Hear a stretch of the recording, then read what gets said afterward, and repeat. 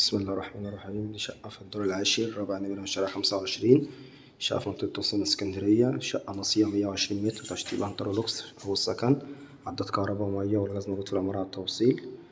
شقة زي ما احنا شايفين كده. الريسبشن بتاعنا اهوت. الريسبشن بسم الله ما شاء الله عليه، يشيل قطعتين مرتاحين جدا. دي مكتبة هي في الشاشة. دي كده عندنا جنب ال3D. دي البلكونة بتاعتنا هي. الشقة رابع نمرة من الشارع 25. شقة ناصية مفيهاش حاجة على مناور خالص، كلها على الشارعين. تشطيب بسم الله ما شاء الله عليه اهوت زي ما احنا شايفين. ده عندنا دورة التوزيع بتاعتنا.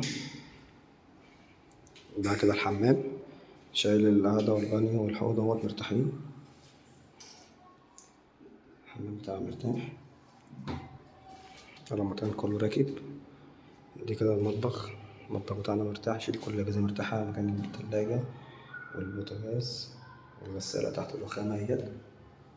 المطبخ بتاعنا بسم الله ما شاء الله عليه مرتاح جدا. كده عندنا 3 أوض على الشارع. دي كده عندنا والأوضة ديت أوضة أطفال برضه على الشارع، 3 في 3 اهيت.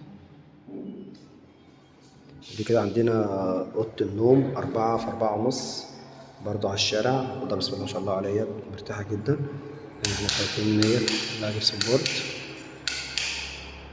4 في 4.5 الأوضة ديت. أوضة مرتاحة جدا على الشارع، والشريط كله.